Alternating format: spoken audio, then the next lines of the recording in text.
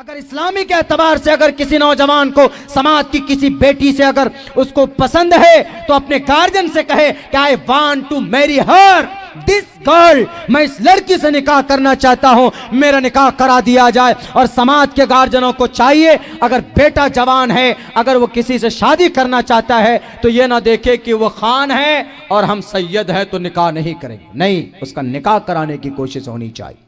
अगर समाज की बेटी अपनी खूबसूरती को ढांक कर चलेगी तो बताइए मनचले लोग जितने भी हैं, चुचोरे टाइप के जितने लड़के हैं, वो किसी भी समाज की बेटी की इज्जत व आबरू के तरफ नहीं देखेगा। तारीख गवाह है, जब हमारी समाज की बेटियां बाल खोल कर चलती है और अपने चेस्ट ब्रेस्ट को उभार कर चलती है और फिर फिटिंग पैंट शर्ट पहनकर स्कर्ट पहनकर जाती है, तो जरा आप बताइए कि उस बेटी की इज्जत व आबरू को लूटने के लिए कितने तरीके से हथकंडे अपनाए जाते हैं। लेकिन समाज की बेटी को पर्दे में मलबूस कर दिया जाए, यानी उसकी शक्ल उसका शौहर देखे, यानी महरम के सामने सिर्फ वो अपने चेहरे को खोल सकती है, गैर महरम के सामने उसकी परमिशन और उसका अलाउ ना हो। तो बताइए उसकी इज्जत पर कोई हाथ डालेगा? निर्भया कांड क्यों वाकया क्यों सामने आया था? उस बेटी के साथ जो हुआ गलत हुआ, उनके रैपिस्ट को फांसी की सजा भी दे दी गई। लेकिन हमारे भारत जैसे मुल्क के अंदर निर्भया एक बेटी थी, एक तालिबा थी,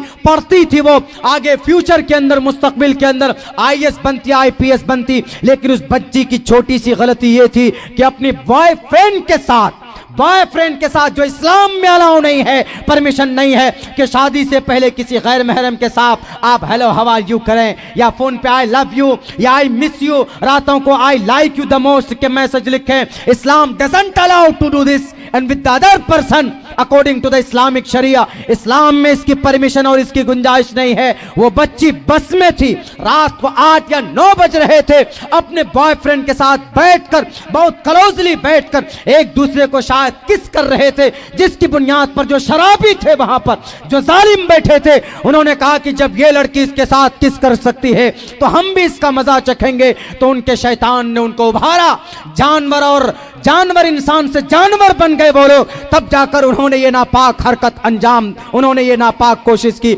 और उस बेटी की साथ उन्होंने रेप और बलात्कार किया तो किया, हाथ डालकर उनके प्राइवेट पार्ट से उसके ऑर्गन्स को निकाल लिया गया था। वो समाज की एक बेटी, मुस्तकबिल और फ्यूचर के अंदर एक बड़ा ऑफिसर बनने वाली एक बेटी सिंगापुर के अंदर जाकर दम तोड़ देती। कहीं ना कहीं गलती उस बच्ची की थी, उस नौजवान लड़के की थी। क्या जरूरत थी पैंट पहनकर बस में जाकर चुम्मा चाटी करने की? अगर आपको इतना शौक है, किसी समाज की बेटी अगर आपको पसंद है, तो इस्लामी के एतबार से या अपने मजहब के एतबार से बैठिए अग्नि को साक्षी मानकर और मंत्र पढ़िए, ओम मंगलाचार्यम भूर्भुवः स्वाहा, ओम मंगलाचार्य।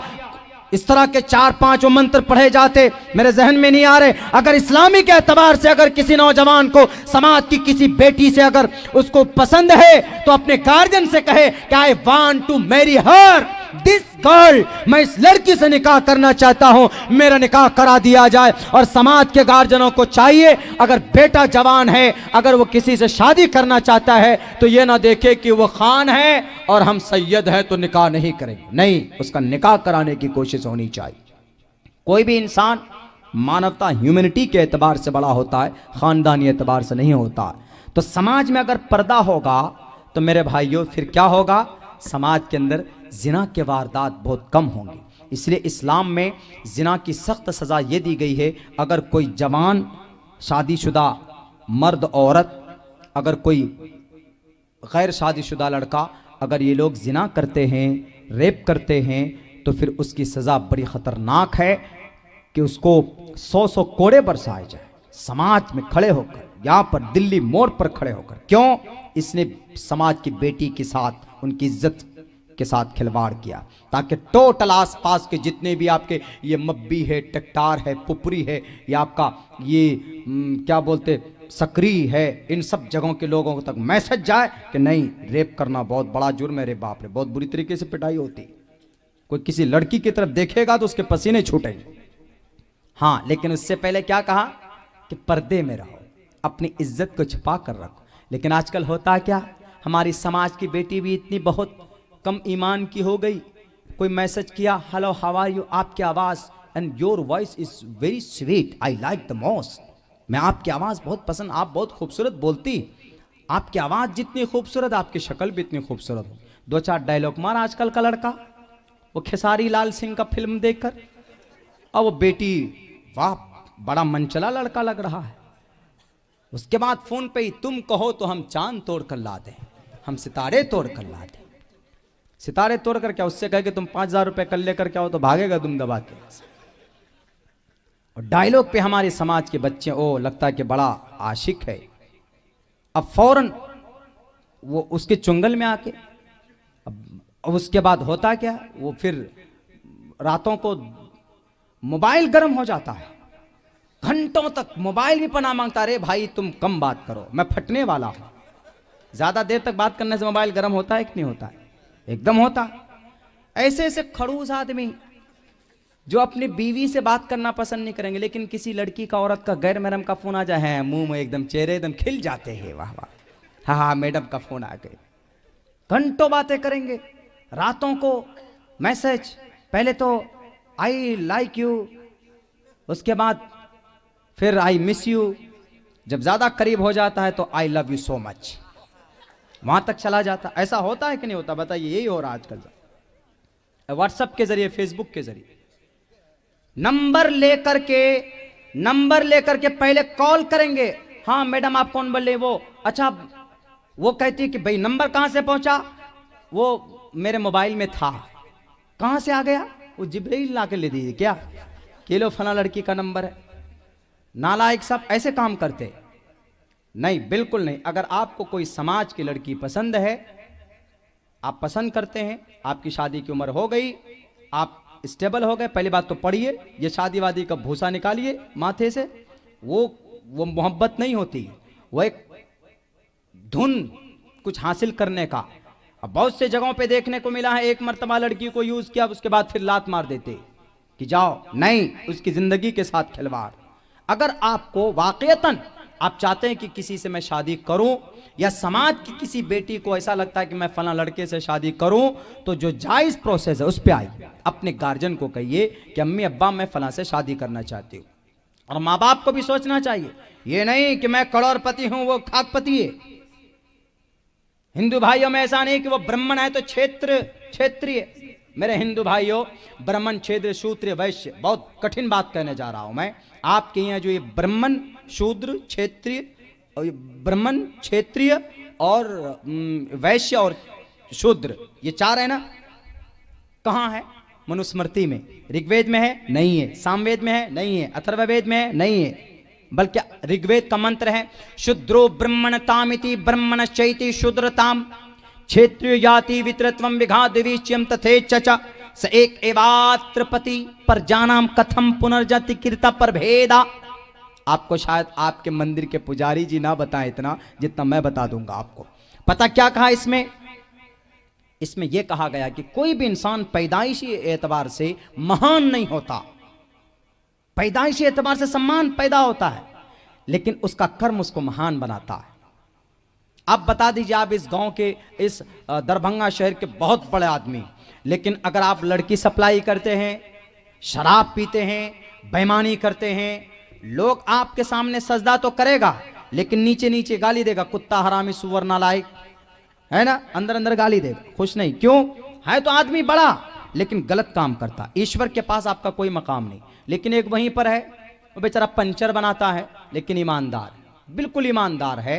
तो अब बताइए, आदमी अगर जाएगा उससे काम कराने के लिए तो उसकी तारीफ करेगा, यार आदमी बहुत ईमानदार, बहुत अच्छा आदमी, अखलाक बहुत बुलंद है इसका, है कि नहीं? तो आदमी कर्म से बड़ा होता है। इस मंत्र में यही कहा गया शूद्रो ब्रह्मणतामिति, शूद्र आदमी भी अपने कार्य से, अपने काम से ब्राह्मण के मकाम को जा सकता है। ब्राह्मण कौन? जो ब्रह्मा जी के सर से पैदा हुए। उसके बाद दूसरे नंबर पर कौन? वह क्षेत्रीय, क्षेत्रीय, कस्तरीय, क्षेत्रीय, ऐसे लफ्ज 3 है लेकिन क्षेत्रीय बोल देते। वो कहां से पैदा हुए? मेरे लफ्जों में गलती नहीं होगी, कंधे से, ये गर्दन से। किनके? ब्रह्मन जी के, ब्रह्मा के। ये 2 हो गए। तीसरे नंबर पर कौन आते हैं? वैश्य आते हैं। वैश्य कहां से पैदा हुए? ये रान से, ब्रह्मा जी के रान से। वैश्य की जिम्मेदारी क्या है? काश्तकारी करना, गाय बैल भैंस जितने भी माल जाल हैं जानवर हैं, उनकी परवरिश करना। चौथे नंबर पर कहां से शूद्र आया? शूद्र कहां से पैदा हुआ? शूद्र पैर से पैदा हुआ। अगर पैर से पैदा हुआ तो ब्रह्मा जी के पैर से पैदा हुआ ना। तो ऐसा तो नहीं कि ब्रह्मा जी का सर पवित्र है और पैर नापाक है, ऐसा है? बिल्कुल नहीं है। आप में से कोई कहेगा कि मेरा सर है, बहुत दिमागदार हूं मैं, तो मेरा सर बहुत अच्छा, मेरे पैर को काट के लेके जाओ। कोई नहीं बोलेगा। क्यों? जो मकाम सर का है, कहीं ना कहीं हर पार्ट्स ऑफ बॉडी लगकर तब इंसान सही होता है ना। अभी पैर काट दीजिए, एक पैर से आपको यहाँ दिल्ली मोड़ जाते जाते अभी आपको 3-4 घंटे लग जाएंगे, अभी नानी याद आ जाएगी आपकी। मनुस्मृति में है ये थ्योरी, लेकिन वेदों में ये थ्योरी नहीं है। शुद्रो ब्रह्मणतामिति ब्रह्मचेति, इसमें साफ कहा गया कि जिस इंसान को इन सबका परमेश्वर परमात्मा एक, तो उसको पैदा भी किया इंसानों को एक। कर्म के एतबार से कोई बड़ा बन जाता है, कोई छोटा बन जाता है। इसीलिए मैं कहा करता हूं कि हमारे कुरान करीम में अल्लाह तबारक व तआला ने सबको ये कहा, या अय्युहन्नासु इन्ना खलक़नाकुम मिन ज़करिन व उन्सा व जअलनाकुम शुऊबन व क़बाइल लितआरफ़ू इन्न अक्रमकुम इंदल्लाहि अत्क़ाकुम।